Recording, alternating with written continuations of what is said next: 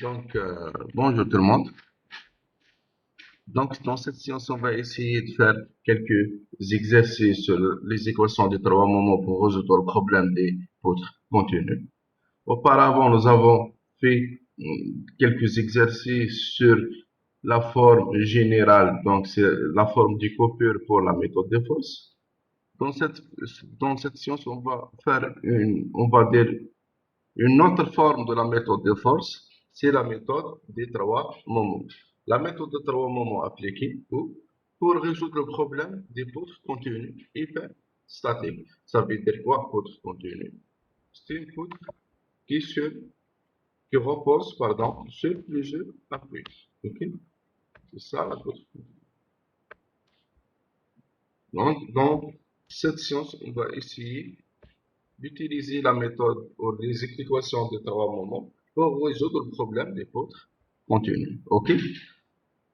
Très bien. Donc, avant de commencer, s'il vous plaît, à chaque fois, on commence par la méthodologie à suivre dans, on va dire, les équations de trois moments.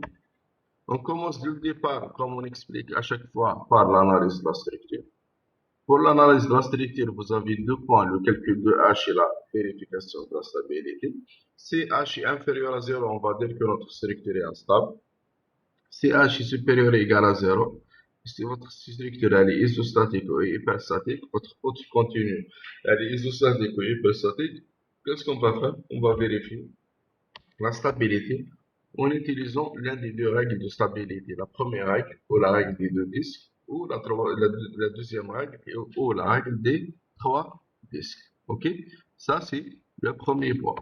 Maintenant, pour une deuxième étape, on va dire une étape qui est très très importante, c'est la poutre continue équivalente. OK?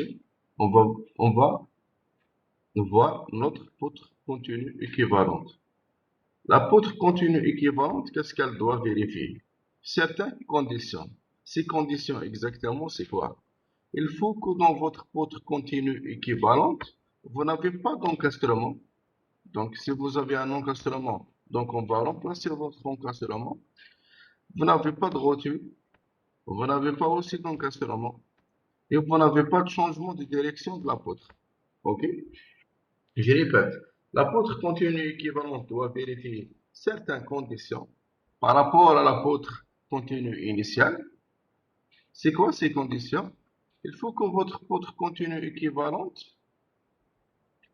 elle porte pas un encastrement, pas de rotule, pas de console et pas de changement de la direction de la poutre. OK?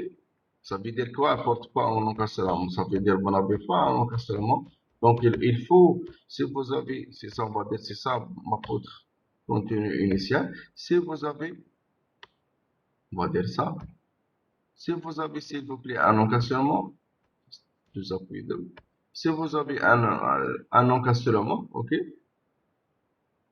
il faut éliminer votre encastrement, on doit le remplacer avec une autre poutre fictive, j'explique tout ça après. Il faut aussi éliminer la rotule et éliminer la console. Donc, je dois remplacer aussi la console par son effet. Et vous n'avez pas de changement de direction. Ça veut dire quoi? Lorsque j'ai une poutre continue, par exemple, comme ça. Tout ça, c'est une console. Ici, vous avez un changement de direction. Donc, je dois éliminer tout ça et je dois remplacer cette partie par son effet. OK? Donc, la poutre continue équivalente réellement possède les mêmes caractéristiques et le même chargement extérieur que la poutre initiale. OK? Sauf que nous allons remplacer l'encastrement par, donc je remplace l'encastrement par une poutre fictive. Je vous explique tout ça après. Quand on dit poutre fictive, ça veut dire sa longueur, elle est presque égale à zéro.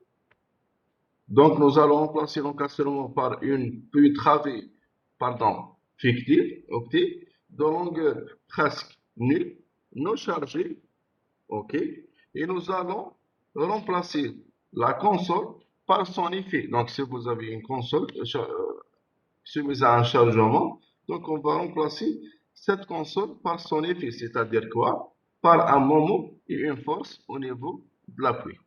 OK? Bien sûr, je vous explique tout ça en détail après, quand on commence les exercices. Ce qui est sûr et certain, dans la votre continue équivalente, pardon, donc la votre continue équivalente, vous n'avez pas de rotule, pas de console, pas de changement de direction de la. OK? Très bien. Ça, c'est le deuxième point, ce qu'on appelle la l'apôtre continue équivalente. Maintenant, pour le troisième point, qu'est-ce qu'on va faire? On va écrire les équations des trois moments au niveau des appuis intermédiaires. OK? Donc, l'écriture de l'équation de trois moments est applicable au niveau des appuis intermédiaires. C'est pas au premier appui ou au dernier appui. Donc, au niveau des appuis intermédiaires. Maintenant, je vous explique les indices, ok? La numérotation des appuis et des traverses. Toujours, lorsque vous avez une porte contenue, toujours, vous prenez le premier appui de gauche. Il porte un indice de 0. Ok? On va suivre pour le reste. 1, 2, 3, jusqu'à 1. Ok? Ça veut dire, lorsqu'on est au niveau de l'appui I. Avant, l'appui I, c'est I moins A. Après, c'est I plus A. Lorsqu'on est au niveau de l'appui N, avant N, l'appui qui vient avant, c'est N moins A. OK? Donc, pour la numérotation des appuis, on commence toujours par 0. Pour le premier appui de gauche, on va prendre une numérotation de 0. Et puis, pour le reste, on va suivre 1 jusqu'à N. Très bien. Ça, c'est pour la numérotation des appuis. Maintenant, s'il vous plaît, pour la numérotation des travées. Le numéro de votre première travée, ou de votre deuxième, ou de n'importe quelle travée, il suit toujours le même numéro de votre appui de droite. Ça veut dire quoi? Si mon appui de droite a un numéro de A, votre travée, elle est aussi 1. OK? Si mon appui de droite a un numéro N, ça veut dire ma travée, c'est N. Donc la numérotation de ma travée est N. Est-ce que vous avez compris? Donc, pour la numérotation des travées, le numéro de votre travée est toujours le même que votre numéro de votre appui de droite. OK? Donc, on suit toujours la même numérotation de votre appui de droite. Maintenant, pour les caractéristiques de votre travée, le fait que la numérotation de votre travée est 1, ça veut dire les caractéristiques géométriques de votre travée L1 et A. Votre travée 2, ça veut dire L2 et 2. Votre travée I, ça veut dire vous avez les caractéristiques géométriques LI, I, I, I. Est-ce que vous avez compris, s'il vous plaît, pour la numérotation? C'est très important, hein, de prendre ça en compte. Oui, monsieur. Vous voulez que je répète pour le reste?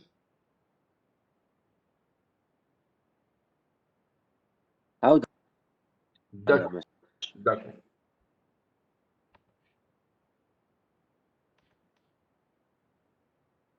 Pour vous expliquer, je dessine une autre poutre continue qui est simple.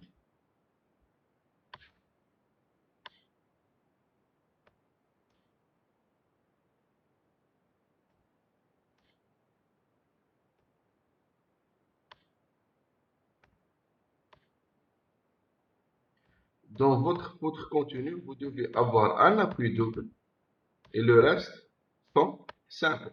Pourquoi un appui double? Pour empêcher le déplacement horizontal. OK? Et le reste simple. Maintenant, on va essayer de faire la numérotation. Comme j'ai expliqué, pour le premier poteau de gauche, c'est ça pardon, pour le premier appui de gauche, c'est ça mon appui de gauche. On va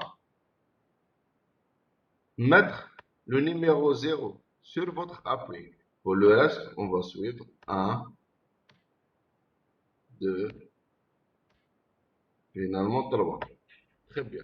Maintenant, pour la numérotation des traverses, des travées, pardon. La numérotation de votre travée dépend de votre appui de droite. Si mon appui de droite un numéro 1, ça veut dire ma travée apporte le même numéro. Donc, c'est 2, c'est 3. Donc, le fait que la travée a un numéro A, donc les caractéristiques géométriques de votre travée est 1, L1. L'indice de votre numéro de travée, L2 et 2, L3 et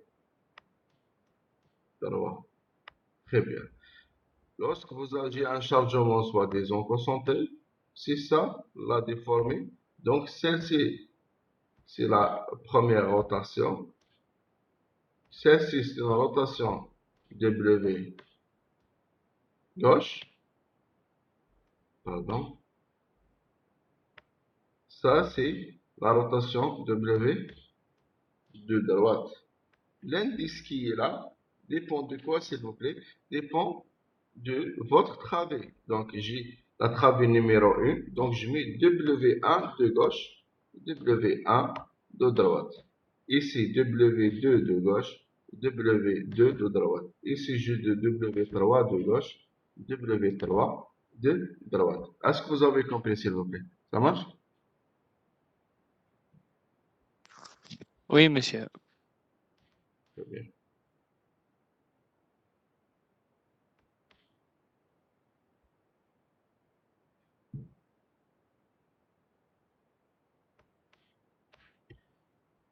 Maintenant, on va essayer d'écrire l'équation des trois moments aux appuis intermédiaires. Comme j'ai expliqué, l'équation des trois moments est applicable au niveau des appuis intermédiaires. Ça veut dire appui intermédiaire. C'est ça. OK? C'est pas au niveau des appuis d'extrémité. Elle est applicable au niveau des appuis intermédiaires. Je répète, elle est applicable au niveau des appuis intermédiaires. Elle n'est pas applicable au niveau des appuis d'extrémité. OK? Lorsqu'on suppose que on va écrire l'équation de trois moments au niveau de l'appui E. OK? Appui E, on va appliquer la formule. C'est ça la formule que vous avez déjà développée en cours. Donc, dépend de quoi réellement? De moment fléchissant M et moins A. Donc, le moment au niveau de l'appui I moins A. OK? Lorsqu'on suppose qu'on est en train d'écrire l'équation au niveau de l'appui I, dépend du moment au niveau de l'appui I moins A, ok, fois LI sur II des caractéristiques géométriques de la travée I, plus 2 fois le moment fléchissant au niveau de l'appui I, fois LI sur II plus LI plus A sur II plus A, ça veut dire l'inertie LI de la travée I, et l'inertie et la longueur de la travée I plus A, plus MI moins A, MI plus 1, pardon, donc de la travée qui vient juste après, de l'appui qui vient juste après l'appui I, fois LI plus A sur I plus A égale à combien? 6 fois E c'est le module d'élasticité longitudinale, fois la rotation W de gauche de votre travée I plus A, moins W de droite de votre travée I, plus la rotation de votre travée I plus A, moins la rotation de votre travée I. Maintenant, c'est quoi le W et c'est quoi le V? W, c'est la rotation du sous-chargement extérieur. Donc, c'est la rotation de, c'est oméga A. Oméga, c'est la rotation sous-chargement extérieur. Par contre, bêta, c'est quoi bêta? C'est la rotation sur dénivellation d'appui. On va dire quoi? Sur déplacement d'appui. Lorsque vous avez un déplacement d'appui vers le bas ou vers le haut. Donc, lorsque nous avons des déplacements d'appui, nous avons des rotations sur ces déplacements d'appui. OK? Donc, bêta, c'est la rotation sous dénivellation d'appui. Et oméga, c'est la rotation sous chargement extérieur. Est-ce que vous avez compris, s'il vous plaît? Ça marche? Donc, on va essayer d'appliquer cette équation. Donc, c'est ça l'équation de trois moments appliquée au niveau des appuis intermédiaires. OK? Très bien. Maintenant, c'est ça le troisième point. Nous avons développé l'équation de trois moments au niveau des appuis intermédiaires. L'étape numéro 4 réellement, c'est quoi? On va essayer de calculer ces rotations. Donc, les rotations sous chargement extérieur et les rotations sous dénivellation d'appui. Maintenant, s'il vous plaît, avant de calculer les rotations, dans la méthode des trois moments, nous avons une convention ici pour les rotations. OK?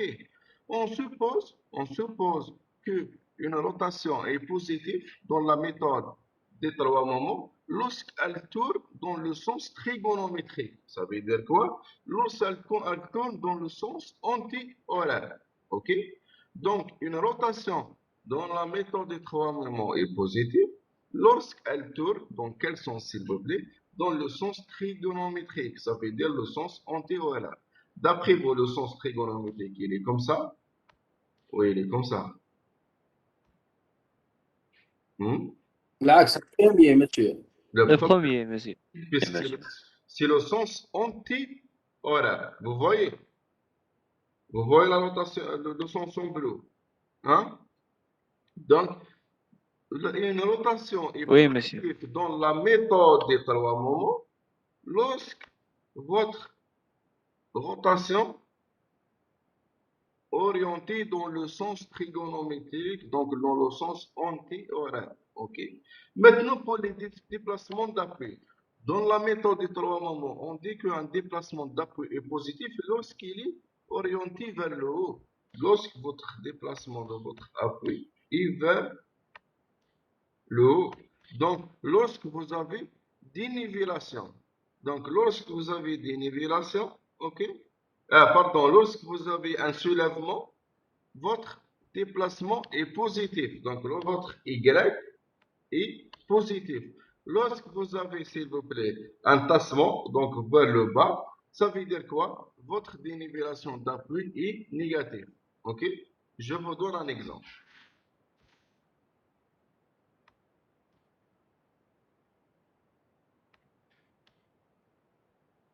C'est ça ma poutre continue. Je suppose, ça est l'appui numéro 0, l'appui numéro 1, l'appui numéro 2. Ça, c'est la première travée. Et ça, c'est la deuxième travée. Je suppose, s'il vous plaît, pour l'appui numéro 1, j'ai un tassement de 1 cm. Ça veut dire quoi? Un tassement de 1 cm. J'ai un déplacement vers le haut ou vers le bas. Lorsque je dis que j'ai un tassement. Vers le bas, monsieur. Vers le bas, vers le bas. Très bien. Je suppose que j'ai un tassement de 1 cm. Donc, réellement, c'est ça l'angle qu'on doit calculer. Bêta 1. OK? Donc, bêta 1, s'il vous plaît, égale à combien? Le fait que l'angle elle est tellement petite, on est dans un domaine de petite déformation, donc tangente bêta 1 égale à bêta 1. Donc tangente alpha égale à alpha, vous êtes d'accord?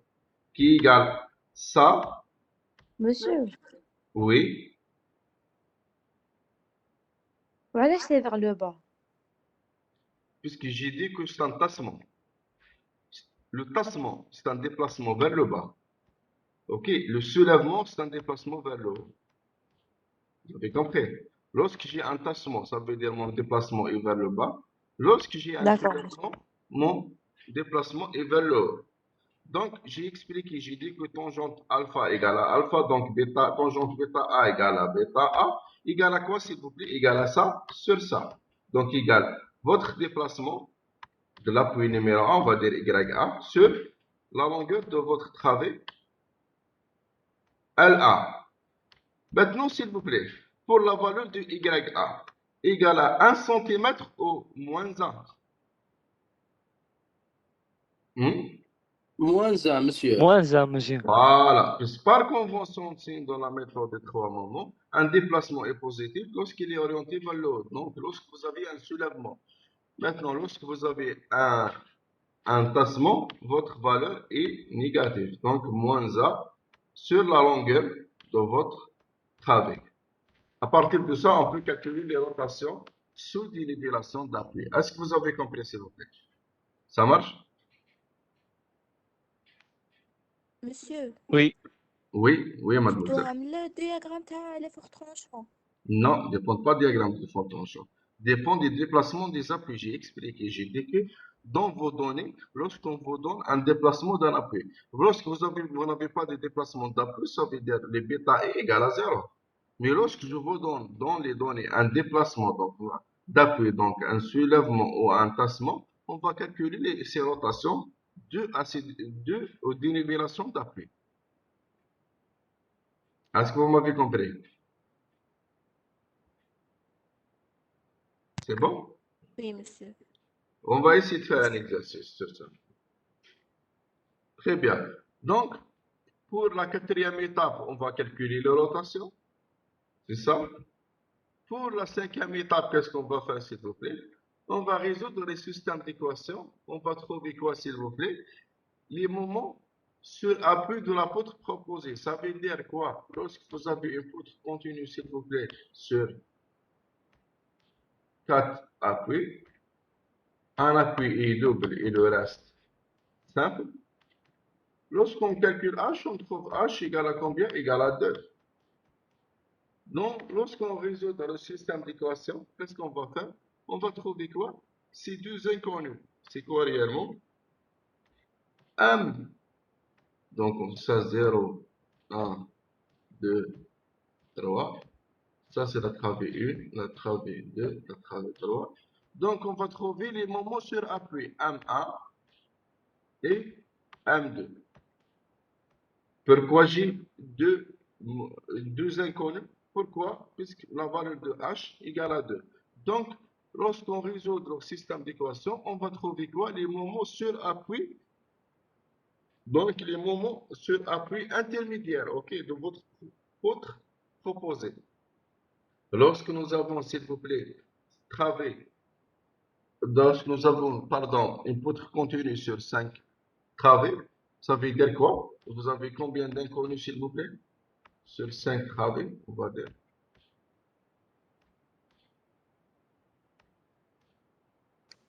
3. 1, 2, 3, 4. H égale à combien? C'est le nombre d'appuis intermédiaires, ok? Vous avez combien? 4. Donc, dans ce cas, quand on résout le système d'équations, on va trouver 4 inconnus. M1, M2, M3 et M4. Finalement, le nombre d'inconnus hyperstatiques dépend de votre nombre d'appuis intermédiaires. Ok? Est-ce que ça marche, s'il vous plaît? Oui, monsieur. Très bien. Donc, on va essayer de faire des exercices. Lorsqu'on trouve les moments sur appui, on va faire comme nous avons fait déjà pour la méthode des forces généralisées. On va déterminer les expressions de moments fléchissants et des efforts tranchants en utilisant les deux formules que nous avons vues déjà auparavant avec petit m et petit t de x. Si les moments fléchissants et l'effort tranchant sous l'effet de votre chargement extérieur, ok, ME c'est le moment à votre extrémité de gauche, MG c'est le moment sur l'appui de votre extrémité droite, ok, LEG la longueur de votre travée. Très bien. À partir de ça, on peut tracer les diagrammes de M et de T, et puis on peut déterminer les réactions d'appui en utilisant l'équilibre des nœuds. Ok? Voilà. Donc, finalement, nous avons 8, on va dire les étapes. Ok? On va essayer de faire un premier exercice. Ok?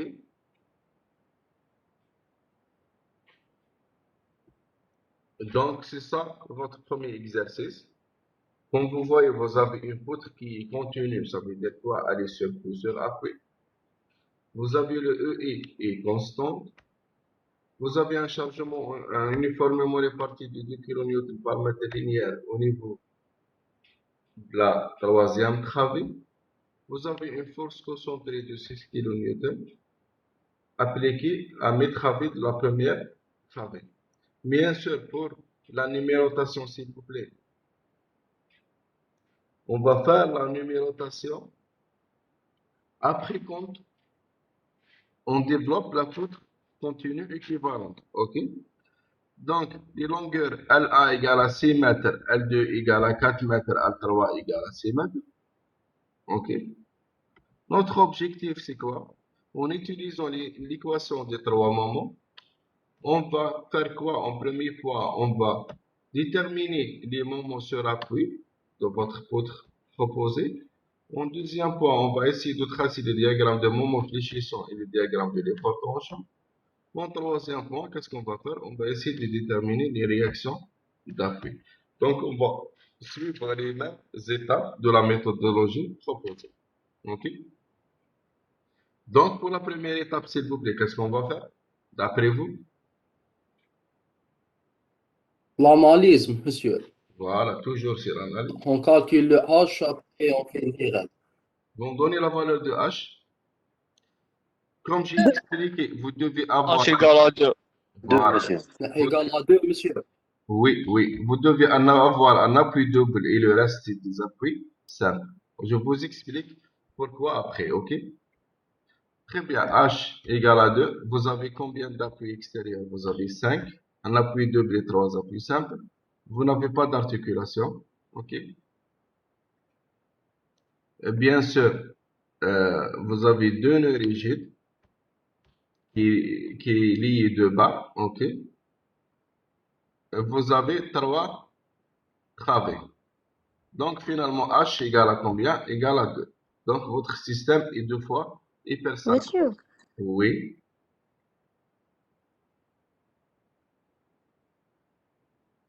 puis, Pardon? la poutre plutôt. وراهم les nœuds la poutre هادية. Quel nœud? Je vous parle sur quel nœud? C'est ça le nœud. Monsieur, قلت لنا كاين deux nœuds rigides. Oui, 1 et 2. راهم. D'accord. شي بصح في الأ عندنا أبي سامبل وفي الدو عندنا أبي دوبل. صح nœud ماشي les Nœud. réactions. العقدة. 2 moins 1 égale 1, ou l'appui de 2 moins 1 égale 1, 1 plus 1 égale 2. Ah d'accord. Ok, merci. Est-ce que vous avez eu la réponse?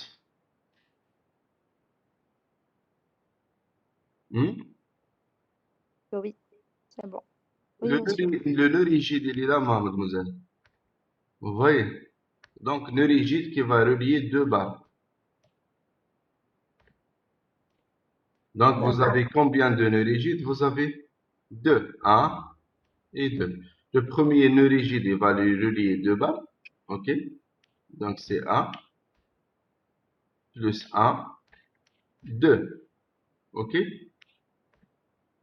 Maintenant, le nombre de barres, vous avez combien? 1, Monsieur. 2 et 3. Donc, finalement, notre système est 2 fois hyperstable. Voilà. Mais le fait que H est supérieur ou égal à 0, on va vérifier quoi? La stabilité. D'après vous, on va appliquer quelle règle? La première La règle. première règle. Effectivement, nous appliquons la première règle. Nous avons 3 barres, donc reliées entre elles avec un nœud rigide. Formons un seul disque. Le milieu est lié au milieu extérieur par 5 liaisons. Quand on voit les 5 liaisons, s'il vous plaît, est-ce que les 5 liaisons sont tous parallèles au même temps? Sont toutes parallèles? Non, monsieur. Donc, les 5 liaisons ne sont pas toutes parallèles en même temps. Donc, on peut appliquer la première règle. Donc, on va dire que notre poutre continue est stable. Voilà. Ça, c'est le premier point. Maintenant, pour le deuxième point, c'est la poutre continue équivalente. OK? Qu'est-ce que nous avons dit dès le départ, s'il vous plaît?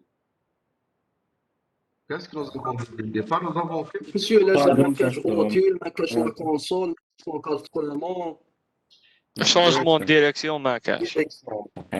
Ça veut dire quoi? C'est la même poutre continue équivalente. Donc, On ne change rien. on change rien. C'est la même structure initiale, effectivement. Donc, vous avez compris. Donc, le fait qu'on n'a pas de console, on n'a pas d'encastrement, on n'a pas de refil, on n'a pas de changement de direction, donc on garde la même poutre continue initiale. C'est la même poutre continue équivalente. Est-ce que vous m'avez compris, s'il vous plaît? Ça marche? Maintenant, c'est Oui. important. La numérotation, maintenant, elle est importante. Comme j'ai expliqué, toujours pour le premier poteau de gauche, on va prendre l'indice 0. C'est pas le poteau, pardon, l'appui. Je ne sais pas pourquoi je suis en train de dire poteau. Pour le premier appui de gauche, on va prendre l'indice, on va mettre numéro 0. Pour le reste, 1, 2, 3. Maintenant, pour la numérotation des travées, dépend de votre appui de droite. Donc, 1, je mets 1. 2, je mets 2. 3, je mets 3. Maintenant, pour les caractéristiques géométriques L1 et I1, l'indice A dépend de la travée. E2 et L2, l'indice 2 dépend de la travée aussi. E3 et R3, l'indice 3 dépend de la travée. Maintenant, s'il vous plaît, on voit la première travée et la troisième travée sont chargées. Vous voyez? Le fait que la première et la troisième travée sont chargées, ça veut dire que j'ai des rotations dues à votre chargement extérieur. On va commencer par la première travée. Cette travée a une force concentrée à mes travées qui est égale à 6 kN. Donc, cette force concentrée va provoquer pour moi des rotations. Comme j'ai expliqué auparavant, les W, les gamma, pardon, c'est dû à votre chargement extérieur. OK? Pourquoi j'ai mis l'indice A, comme vous voyez, dépend de la travée. La travée 1, donc indice A. Ça, la rotation gauche, donc oméga 1 de gauche, et ça c'est la rotation de droite, oméga 1 de droite. Idem pour la troisième travée, ça, l'indice 3 dépend de l'indice de la travée, donc oméga 3 de gauche, oméga 3 de droite. Maintenant, s'il vous plaît, pour la deuxième travée, est-ce qu'elle est chargée? Elle n'est pas chargée. Non. Donc, les rotations dues à votre chargement extérieur égale à 0. Donc, W de gauche égale oméga 2 de droite égale à 0. Est-ce que vous avez compris ça? Ça marche? Maintenant, au niveau de l'appui numéro 0 et au niveau de l'appui numéro 3, c'est des appuis simples, vous êtes d'accord? Le moment fléchissant égale à combien? M0 égale à combien? Et M3 égale à combien?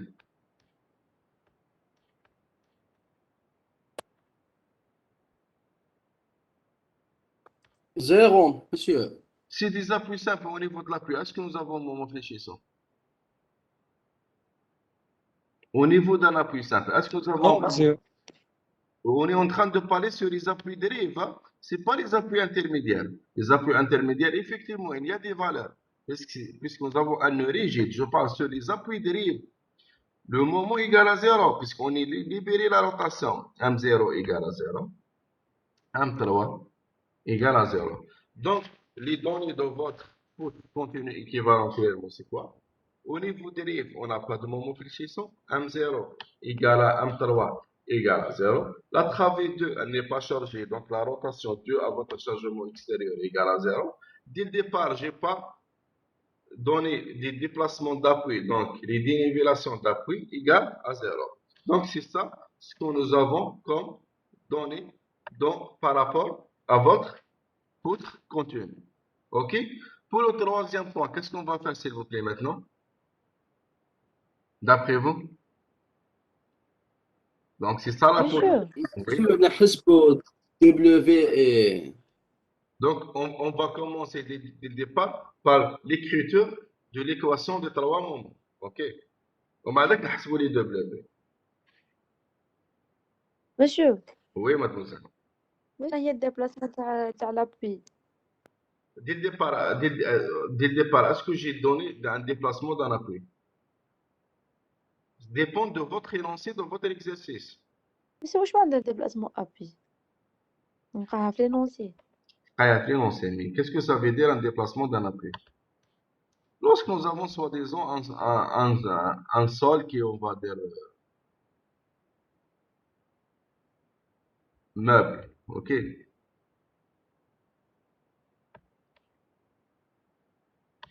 Vous pouvez avoir détachement de votre appui. Est-ce que vous êtes d'accord?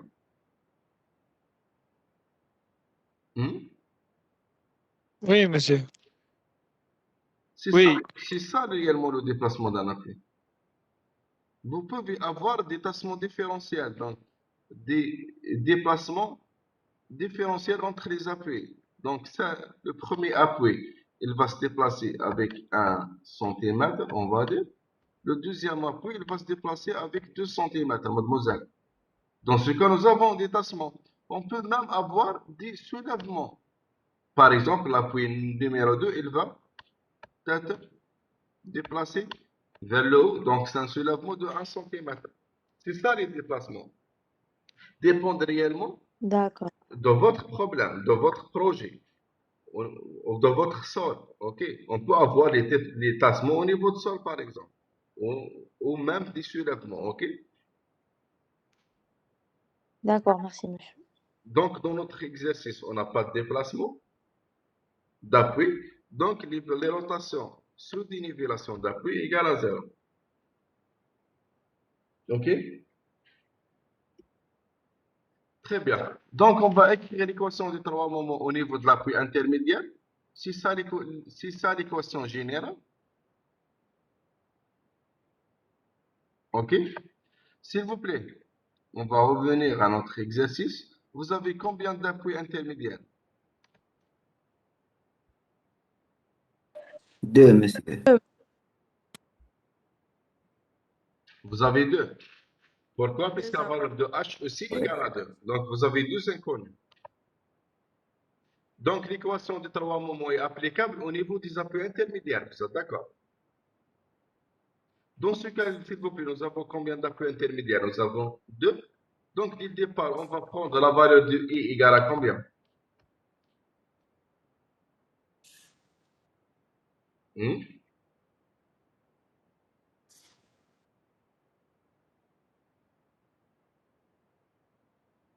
Vous avez 2 appuis intermédiaires. Vous êtes d'accord? C'est ça le 2. problème.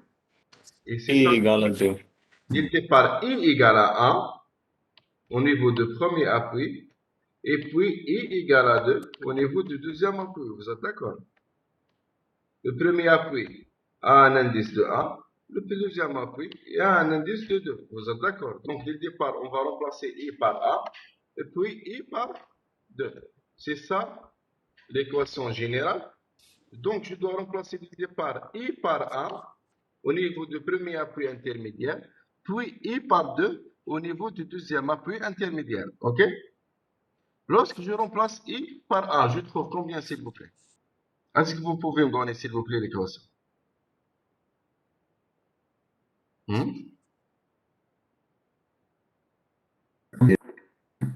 Pardon?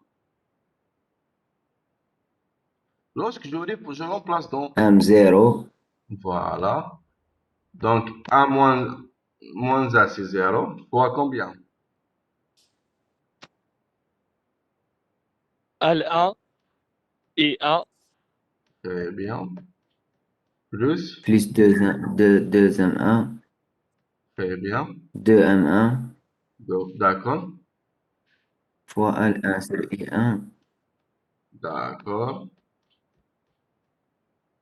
Plus quoi? L2 sur L2. L2 sur L2. Et sur I2. Plus.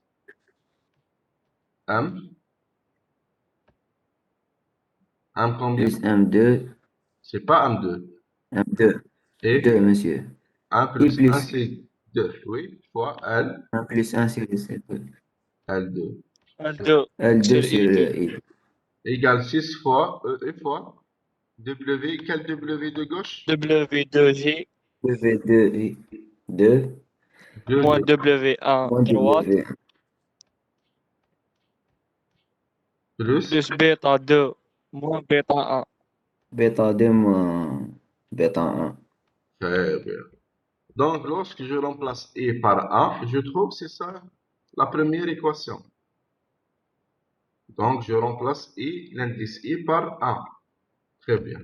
Lorsque je remplace l'indice I par 2, c'est ça ma deuxième équation. Très bien.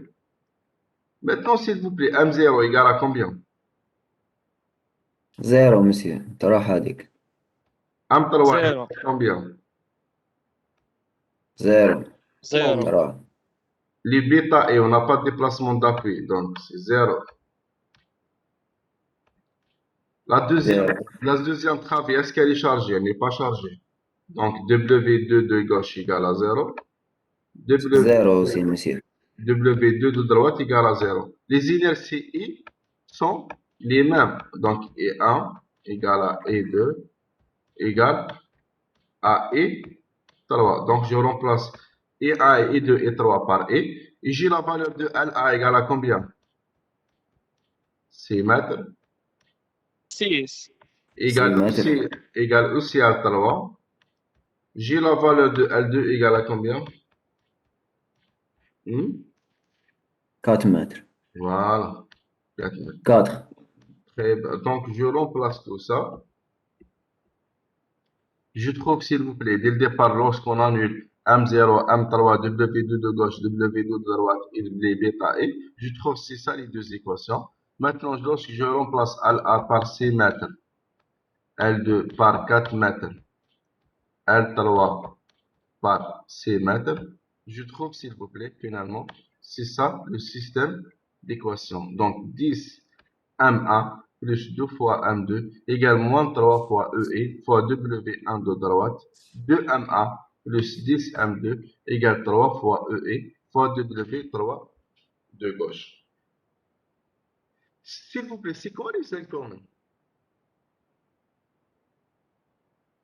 C'est que des inconnus. 1 R2 Voilà. Monsieur, W1, W3, droite et gauche. Notre objectif, c'est de trouver M1 et M2. C'est ça les inconnus. Maintenant, comment je peux trouver M1 de droite et M3 de gauche? Qu'est-ce que je dois faire?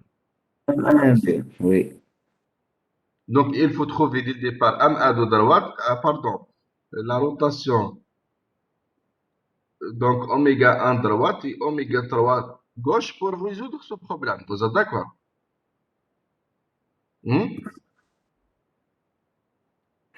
oui Donc, c'est les rotations dues à votre chargement extérieur. Très bien.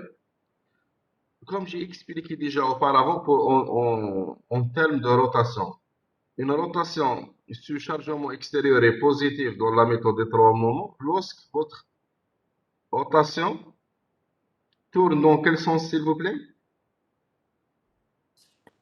Le contraire, Tal. contraire des aiguilles du monde D'accord. Trigonométrique. Et un déplacement d'appui, dans notre cas, on n'a pas de déplacement, mais malish, un déplacement d'appui est positif. Oui. Un positif Vers le haut. vers le haut. Donc, vous avez un soulèvement. Vers le haut. Soulèvement. vers le haut monsieur Maintenant, notre objectif pour résoudre ce problème, de calculer M1 de droite et M3 de gauche. OK? Très bien.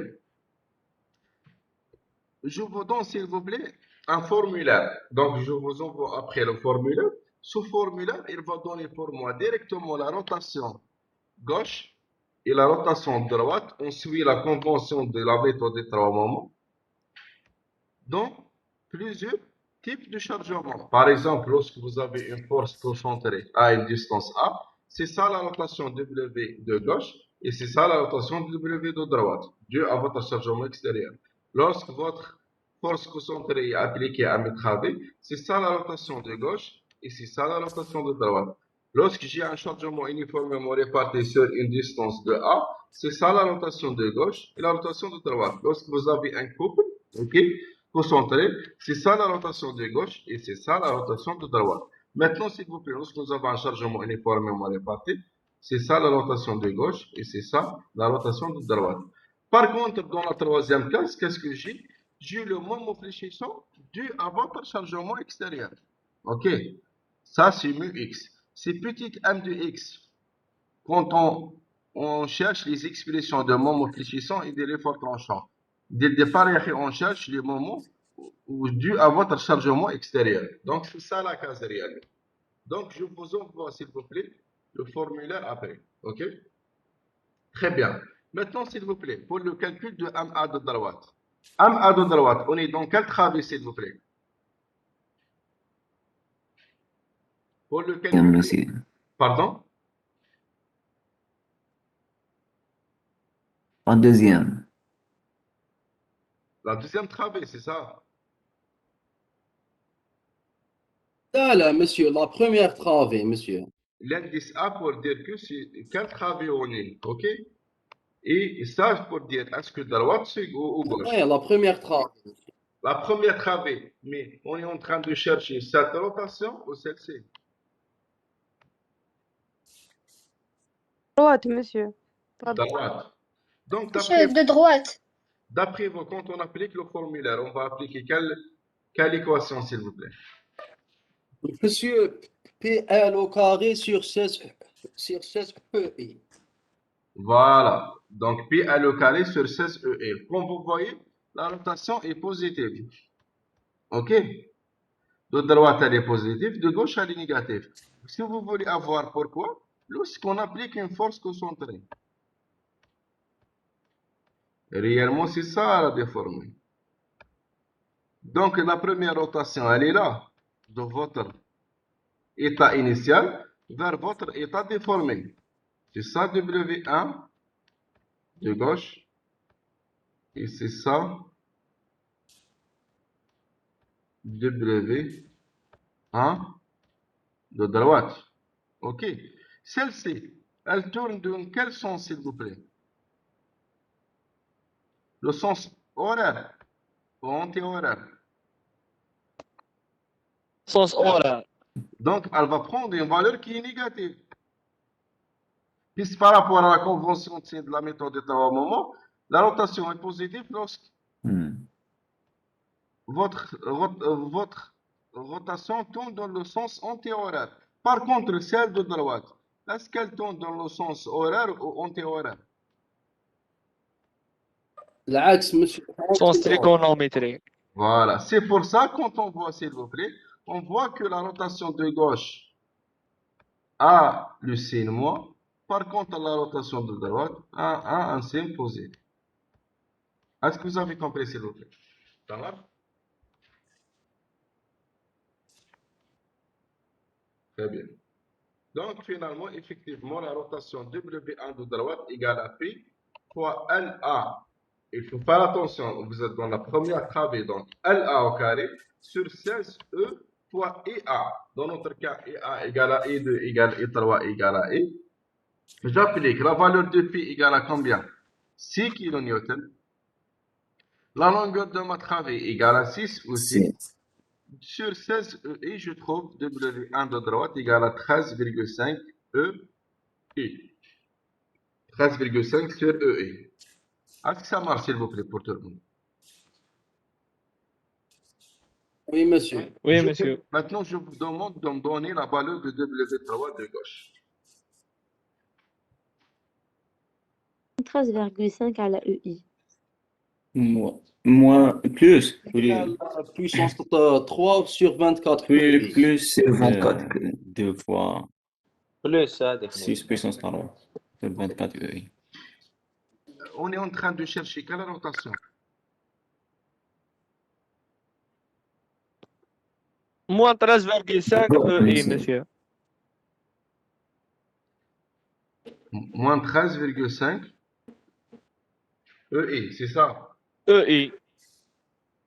Pourquoi? Vous avez appliqué quelle formule? ماشي moins 13,5 أنا فاهم. ماشي ناقص 18. Moins 18 sur EI. Effectivement. C'est le cas. Ah, On applique, vous avez dans la troisième travée un chargement uniformément réparti de 2 kN par mètre linéaire. Donc, je dois appliquer quelle case? C'est celle-ci, vous êtes d'accord? Hein? La case dernière, monsieur. Je suis en train de chercher quelle rotation de gauche ou de Moins que droite. elle, Donc, de gauche. Donc, de gauche. de gauche De égale gauche. moins que L puissance 3 sur 24 EI. Est-ce que vous êtes d'accord avec moi? Donc, Q égale à 2. Oui, monsieur. oui, monsieur. 1 x 3 égale à 6 mètres. Sur 24 EI, je trouve moins 18 sur EI. Est-ce que ça marche? Monsieur, la rotation ما نديروهاش Mhm.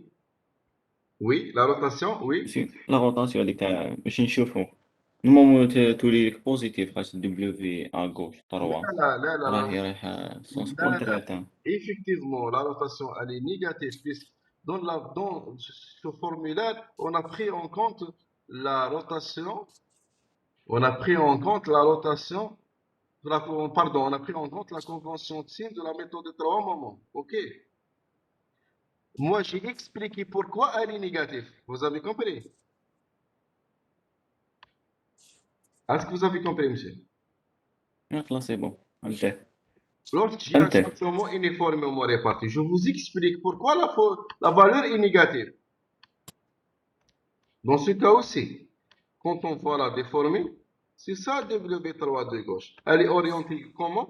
Elle est orientée dans le sens horaire. Donc, dans le sens horaire. Donc, ça veut dire la rotation, elle est négative. C'est ça pourquoi on a ajouté ceci le moins. Est-ce que vous avez compris? Par contre, dans sa partie de droite, la rotation, elle est dans le sens trigonométrique. C'est pour ça que nous avons le signe positif. Est-ce que vous avez compris, monsieur? Ça marche? oui monsieur c'est bon Le formulaire, oui monsieur c'est bon le formulaire est donné par rapport à la convention de signe de la méthode de rotation. OK? Très bien. Donc, nous avons trouvé les rotations. Qu'est-ce qu'on va faire? On va revenir à notre équation, à un autre système d'équations, pardon. Donc, je remplace W1 de droite par sa valeur égale à combien? 13,5 sur EI. Donc, je remplace W3 de gauche par sa valeur égale moins 18 sur EI.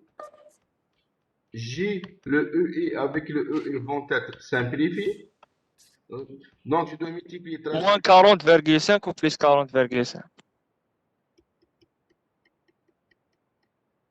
La deuxième, c'est moins 54. Moins 54. La première, bon, effectivement, vous avez raison. Moins 40,5. Ce n'est pas les mêmes notations. La première égale 13,5 sur E et la deuxième égale moins 18 sur E.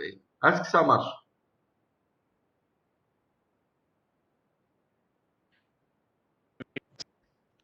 Lorsqu'on résout ce système d'équations, il est simple. Vous avez deux équations à deux inconnues. On peut trouver la valeur de M1. On trouve M1 égale moins 3,09 kN. On trouve M2 égale moins 4,78 kN. Donc, réellement, c'est ça la méthode des trois moments. Donc, notre objectif dans la méthode des trois moments, de trouver les moments sur appui. OK? Donc, nous avons trouvé les moments sur appui. Qu'est-ce qu'on va faire, s'il vous plaît? Après ça, le fait que nous avons trouvé les moments sur appui, qu'est-ce qu'on va faire maintenant? Monsieur, les expressions Voilà. c'est un MX de 1 ou et de PX t. Très bien. Comme nous avons fait déjà auparavant, on va appliquer la formule de M de X qui dépend de ME, le moment aux extrémités de l'appui de gauche, et MG, le moment aux extrémités de l'appui de droite, OK, sur la longueur complète de votre travée LIG, plus petit m de X, c'est quoi? C'est le moment fléchissant dû à votre chargement extérieur. On dérive ça, on trouve directement l'effort tranchant. OK? Très bien. On commence, s'il vous plaît, par la première travée. M0 égale à combien?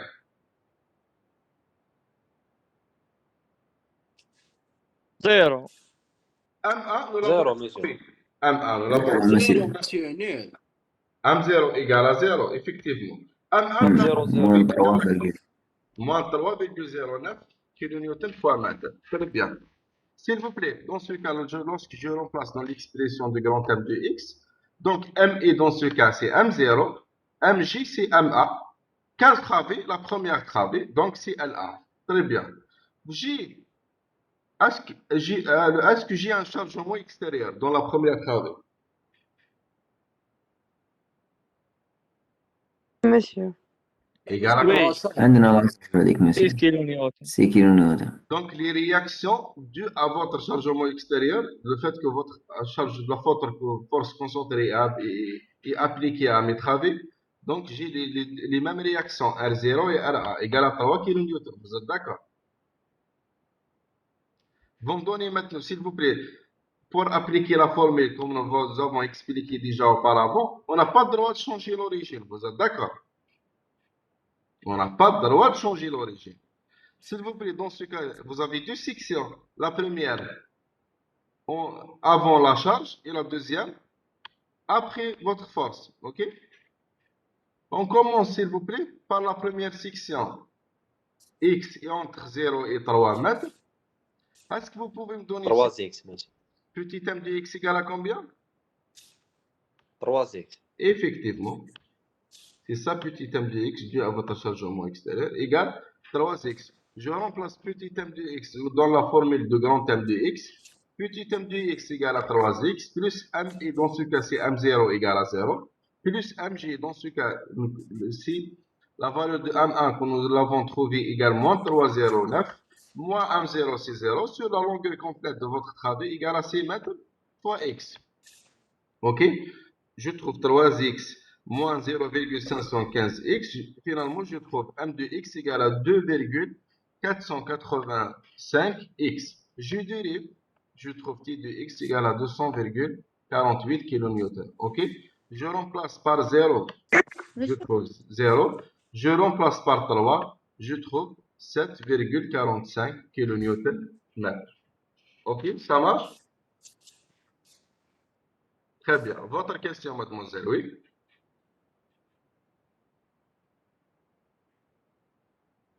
M ou petit M ou grand M? Oui, c'est quoi? Hein? Petit m et grand m. La D'accord? différence entre... Oui. Petit m, c'est le moment, j'ai expliqué ça. Petit m, c'est le moment fléchissant dû à votre chargement extérieur. Donc, les expressions de m de x dû à votre chargement extérieur. Ok? Le chargement extérieur, dans ce cas, c'est 6 kN. Donc, je dois trouver les expressions de petit m de x dû à cette force concentrée de 6 kN. Très bien. Grand M de x, c'est le moment filé, c'est l'expression finale de moment fléchissant dans votre barre, due à votre chargement extérieur et due aussi à votre valeur de M sur appui. Vous avez compris? Donc, grand M de x, c'est le moment fléchissant global, général. Par contre, petit m de x, c'est dû à votre force علاش مالا concentrée. علاش Oui, oui. علاش بين 0 و 3 علاش مالا الام بيتي ام هو 3 اكس alors que ما كاش لا فورس اكستيريور. Non, vous avez trompé, mademoiselle. عندك R0 Mademoiselle, vous avez une force de concentrée de 6 kN, c'est ça? Est-ce que ça marche avec Oui. moi? Quand on voit, s'il vous plaît, Oui. cette force, elle a deux réactions. Ah d'accord. Le fait que la force elle est appliquée à mes travées, donc, pour le premier appui, on va prendre une valeur, la moitié de votre force, donc 6 sur 2, 3 kN. Pour le premier appui, c'est 6 sur 2, donc 3 kN. Est-ce que vous m'avez compris? Donc, on peut Oui, faire la monsieur. somme des moments par rapport au nœud Oui. 0 égale à 0, on trouve RA égale à 3 kN. On fait la somme des moments par rapport au nœud A égale à 0, on trouve R0 égale à 3 kN. Donc, les réactions dues à quoi réellement? Dues à votre force concentrée. Est-ce que vous m'avez compris? Ça marche? D'accord. Donc, finalement, petit Oui, m, monsieur. 3x dû à votre chargement extérieur. Très bien. Maintenant, mademoiselle, je vous pose pour vous la question. Dans la deuxième section, vous me donnez petit m de x égale à combien? Vous n'avez pas le droit de changer Monsieur, l'origine, non? Vous n'avez pas le droit de changer l'origine. Oui. Donc, x, il est entre 3 et 6 mètres. Pour appliquer cette formule, on n'a pas le droit de changer l'origine. L'origine, toujours, est à 0. Vous me donnez petit m de x, s'il vous plaît?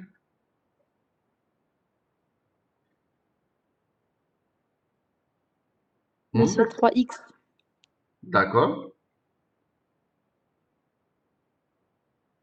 Effectivement, 3x, oui. تروح.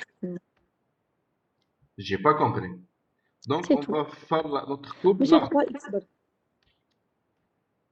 Donc, vous êtes d'accord, la deuxième section, c'est ça petit m de x. Donc, on va couper après votre force concentrée de 6 Oui. kN. Vous avez quoi, s'il vous plaît? Vous avez la réaction, effectivement, 3 fois x, puisqu'on n'a pas changé l'origine, x toujours est au niveau de l'appui de gauche. Il ne faut pas oublier cette force concentrée. Pour celle-ci, s'il vous plaît, qu'est-ce qu'on va faire? Moins 3. Plus Moins x 6, moins 3 fois. moins 6 fois x, moins cette distance. Cette distance 3x 3. moins 3. égale à 3. Donc, petit m de x égale 3x moins 6 fois x moins 3. Pourquoi x moins 3? Puisque je n'ai pas changé l'origine. Je n'ai pas le droit de changer l'origine pour appliquer cette formule. Donc, je trouve petit m de x égale moins 3x plus 18. Je remplace dans la grande formule de m de x. Petit m de x par sa valeur, par son expression, pardon, égale moins 3x plus 18. m est égal à 0. mj égale moins 3,09. Sur la longueur de votre travée égale à 6 mètres, je trouve moins 3,515x plus 18. Je dérive, je trouve t de x égale moins 3,51 kN. Je remplace maintenant par 3 puis par 6. Je n'ai pas le droit de changer l'origine. Je remplace x par 3. Je trouve m de 3 égale à 7,45 kN. Je remplace x par 6. Je trouve m de 6 égale moins 3,09 kN. Maintenant, s'il vous plaît, vous voyez, lorsqu'on remplace x par 6, je dois trouver la même valeur que MA. Il faut faire attention, hein? Sinon vous avez trompé dans les calculs. Lorsque je remplace mx par 6, ça veut dire quoi? Je suis au niveau de l'appui numéro A, je dois trouver la même valeur que MA. Donc m de 6 doit être égal à MA. Est-ce que ça marche? Ok? Est-ce que vous avez des questions par rapport à ça? Oui, monsieur, c'est bon. Maintenant, s'il vous plaît, pour la deuxième travée, vous avez MA égale moins 3,09 kN et M2 égale moins 4,78 kN. La deuxième travée, est-ce qu'elle est chargée par le chargement extérieur? Non, monsieur. Donc, petit m de x égale à combien? 0, monsieur. Voilà, donc petit m de x égale à 0. Pourquoi égal à 0? Je n'ai pas de chargement extérieur. Ok? ME égale moins 3,09. MG égale moins 4,78. Ok? Sur la longueur complète de votre travée égale à 4 mètres.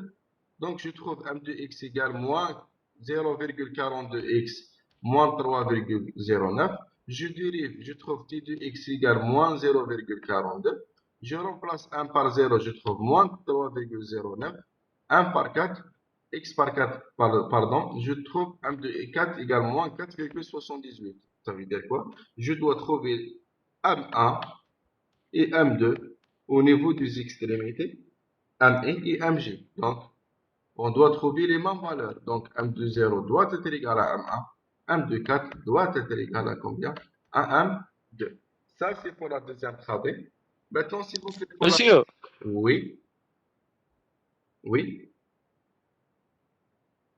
il y a M2 de gauche. Pardon? M1 de droite égal à M2 de gauche. Bien sûr, au niveau de l'appui, comme le fait que j'ai pas un couple concentré au niveau de l'appui. Ça veut dire quoi?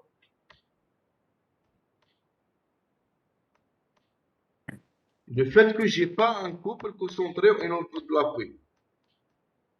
J'ai pas un couple concentré au niveau de l'appui. Ça veut dire quoi? La valeur de M de gauche doit être égale à la même valeur de M de droite. Vous êtes d'accord? Par contre, l'effort tranchant est Oui, différent. monsieur, d'accord. Par contre, l'effort tranchant de gauche n'égale pas l'effort tranchant de droite. Est-ce que vous avez compris? Dans quel cas, Oui, monsieur, M merci. de gauche égale pas M de droite si nous avons un couple concentré au niveau de l'appui. OK? Très bien. Maintenant, pour la D'accord, monsieur. deuxième travée, vous avez M2 égale moins 4,78 kN/m, M3 égale à 0 kN/m. OK? Le J a un chargement uniformément réparti de 2 kN par mètre linéaire. Est-ce que vous pouvez me donner petit m de x égale à combien? Dû à votre chargement extérieur.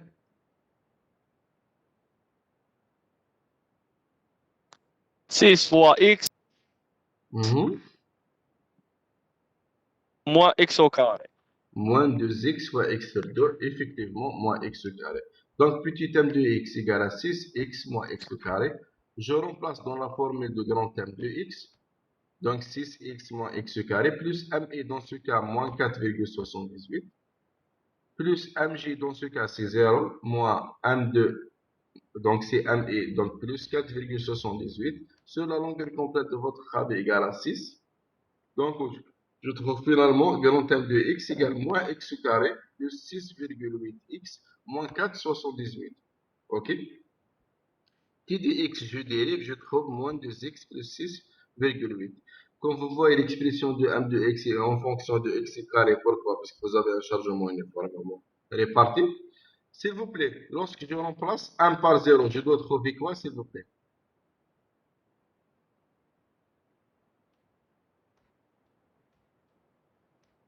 Moins 4,78.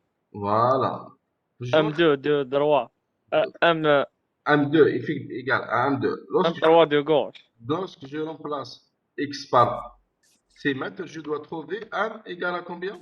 0. OK? Effectivement, lorsque je remplace 0. 0, je trouve moins 4,78. Lorsque je remplace x par 6, s'il vous plaît, je trouve m de 6 égale à 0. Maintenant, s'il vous plaît, pour voir la valeur max de m, qu'est-ce qu'on va faire? On va faire l'effort tranchant égale à 0, l'expression de t égale à 0. Je trouve x égale à combien? 3,4. Donc, je remplace x par 3,4, je trouve la valeur max de m égale à combien? 6,78 kN/m. Maintenant, je remplace x par 0, je trouve t de x égale à 6,8 kN. Je remplace x par 6, je trouve t de x égale moins 5,2 kN. Voilà. Donc, nous avons déterminé les expressions de moment fléchissant et de l'effort tranchant au niveau de chaque travée. On peut facilement tracer le diagramme de M de x et le diagramme de T de x. Pour le diagramme de M de x, vous avez la valeur max pour la première travée au niveau de votre force concentrée de 6 kN. M de x égale à 7,45. Au niveau de l'appui numéro A, nous avons trouvé la valeur M1 égale à moins 3,09. Au niveau de l'appui numéro 2, nous avons trouvé la valeur de M1 égale à moins 4,78. Pour la dernière travée, vous avez un chargement par uniformément réparti. Donc, vous avez un diagramme parabolique. La valeur max de M égale à 6,78. Maintenant, pour l'effort tranchant, le fait que nous avons une force concentrée de 6 kN au niveau de la première travée, donc les valeurs de l'effort tranchant vont changer par rapport à cette force dans la première et dans la deuxième partie de votre travée. OK? Pour la dernière travée, vous avez un diagramme de T triangulaire. Pourquoi? Puisque vous avez un chargement uniformément réparti. OK? Voilà. Donc, est-ce que vous avez des questions par rapport au diagramme de M et de T, s'il vous plaît?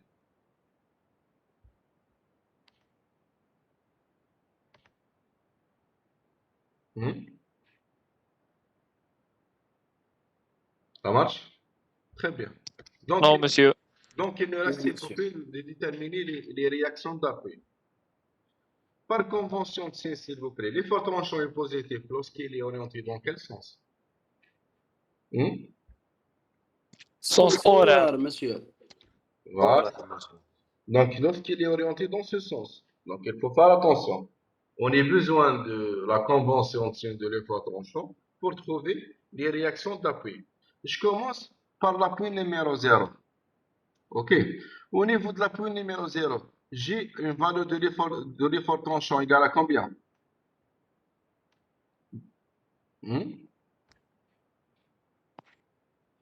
2,48, monsieur. La valeur, elle est, 48. la valeur, elle est positive. Oui. Oui, monsieur. Oui. Donc, elle va être orientée vers le bas ou vers le haut. Vers le bas. Puisque l'effort tranchant est positif. Vers le bas, monsieur. Voilà. Donc, R0 égale à combien? Lorsque je fais la somme des forces verticales égale à 0, je trouve R0 égale à combien? Moins 2,5, monsieur. Pourquoi? La réaction, elle est vers le haut. 2,5. 2,5. R0 moins Ah, 2,5, on trouve 2,5. Maintenant, Ah pour, oui. 2,5. pour l'appui numéro 1, 2,5. vous me donnez la valeur de gauche, s'il vous plaît, égale à combien? De l'effort tranchant. Moins 3,51. Elle est orientée vers le bas ou vers le haut? Vers le bas, Vers le monsieur. haut. Vers le bas. Vers le bas. Vers le bas. Monsieur. Vers le bas. Effectivement. Négatif. Puisque l'effort tranchant est positif lorsqu'il est orienté dans le sens horaire. OK? Dans notre cas, nous avons une valeur négative, donc il va être orienté vers le bas. Très bien. Maintenant, s'il vous plaît, dans l'autre côté, côté droit de votre appui, s'il vous plaît, vous avez la valeur de l'effort tranchant égale à combien? Moins 0. 0,40. Moins 0,40. Donc, va être orienté vers le bas ou vers le haut. Vers le haut. Vers le haut, monsieur. Donc, c'est le sens inverse de votre sens positif. Donc, vous me donnez RA égale à combien?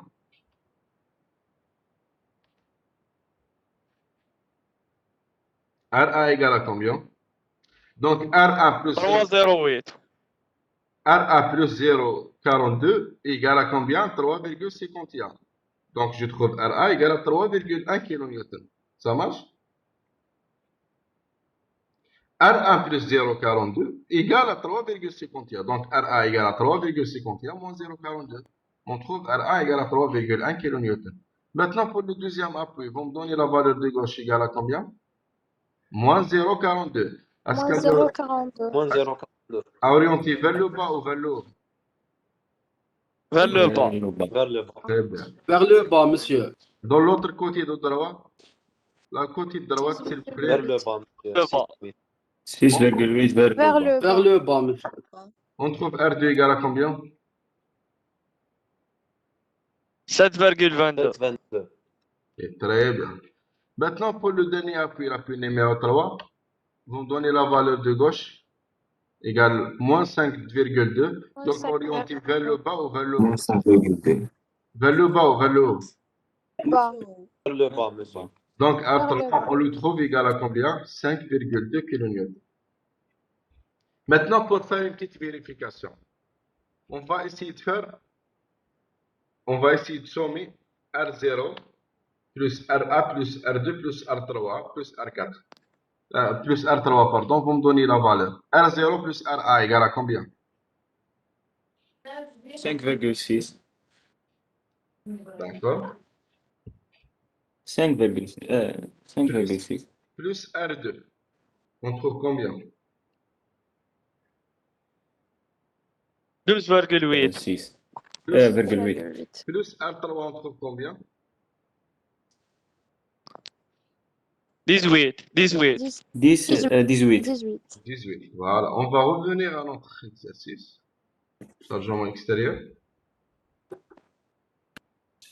Donc, vous avez cette valeur R0, R1, R2, R3. La somme de tout ça égale à combien? 18. On va faire la somme des forces verticales égale à 0. 18, monsieur. On va faire la somme des forces verticales égale à 0 et on va vérifier. Donc, c'est 6 18 moins 18. plus 2 fois 6 moins 18. Effectivement, on trouve égal à 0. Donc, ça, c'est une Ah, d'accord. vérification. Voilà. Est-ce que vous avez compris? Ça marche? Oui. Oui. Oui, monsieur.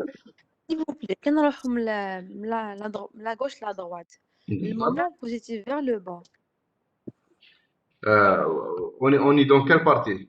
La dernière partie, vous voulez? Les réactions d'appui. La Ah, dernière partie. d'accord. Vous êtes dans quel appui? Numéro 0, 1, 2, 3 ou 4? 1 ou 2 ou 3. Monsieur, n'importe appui. D'accord. Oui. Vous me posez votre question? Gauche vers la droite. Et réellement, le fort tranchant est positif vers le bas. Par rapport au niveau, ça dépend de l'appui. On est dans l'appui numéro 0, par exemple. Je Oui. vous explique. L'effort tranchant est positif lorsqu'il est orienté dans le sens horaire. Donc, ça dépend finalement de votre position. Lorsqu'on est au niveau de l'appui numéro 0, l'effort tranchant est là. Vous êtes d'accord? Donc, on est là, dans cette position.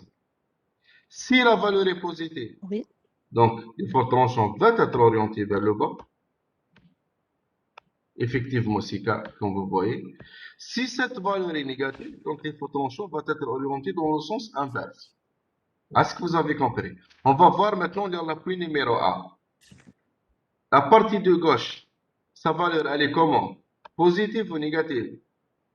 Également 3,51. Vous voyez? L'effort tranchant est positif Oui. lorsqu'on est orienté comme ça, vers le haut, dans le sens horaire. Dans mon cas, la valeur est négative, donc il va être orienté vers le bas. C'est le sens inverse. Je vois maintenant la partie droite.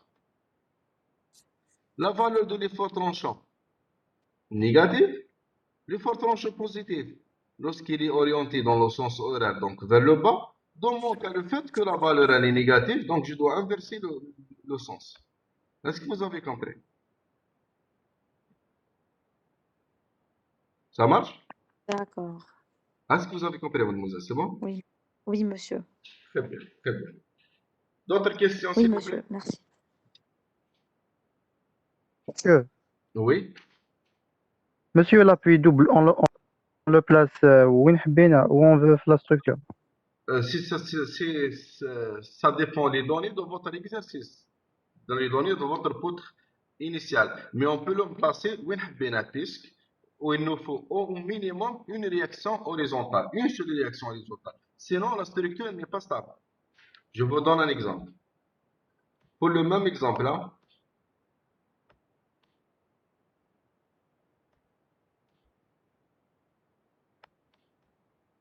on suppose qu'on n'a pas une réaction horizontale. Maintenant, lorsqu'on va vérifier la stabilité, s'il vous plaît, vous avez les liaisons extérieures sont toutes parallèles en même temps, vous voyez? Donc, votre structure n'est pas stable, on ne peut pas appliquer la première règle. Donc, il nous faut au minimum une liaison horizontale, donc un appui double. Bien sûr, au niveau de nos 0, 1, 2 ou 3, ça ne change pas en termes de diagramme de moment fléchissant et diagramme de l'effort tranché. Voilà. Vous avez d'autres questions, s'il vous plaît? Monsieur le H. Oui. Monsieur, نقدر نحي غير لي زابوي تاع لي زيكستريميتي ونخلي غير اللي يكون في الوسط هو H. C'est ça. Je vous explique. Je vous explique. Il y a une autre manière pour le calcul de la valeur de H. OK? Mais après, quand on réalise la poutre continue équivalente, réellement H égale à combien? Par rapport à la poutre continue équivalente, hein, il faut faire attention. Ce n'est pas la poutre initiale. Égale le nombre de travées moins 1. Mais celle-ci est applicable pour la poutre continue équivalente. Ce n'est pas pour la poutre initiale. Lorsqu'on veut calculer la valeur de H, après la poutre continue équivalente, après, quand on enlève l'horizon castellement, les articulations et les consoles. Vous avez compris? Dans ce cas, on peut appliquer cette formule qui est D'accord, monsieur. H égale le nombre de travées moins A. Vous avez combien de travées? 1, 2, 3. 3 moins 1 égale à directement 2. Mais on doit appliquer cette formule lorsqu'on élimine les consorts et les encasтрements et les articulations au niveau de votre poutre continue initiale. OK? Donc, égale le nombre de Monsieur, travées moins 1. Oui? نقدروا نلقاو réaction négative. Bien sûr. Ça veut dire aller vers le bas. lorsque la réaction est positive, donc elle est vers le haut, D'accord. puisque moi j'ai mis, c'est ça le sens de bas vers le haut, mais lorsque je trouve la réaction négative, ça veut dire aller vers le bas. Il n'y a pas de problème. Voilà. D'autres questions, s'il vous plaît?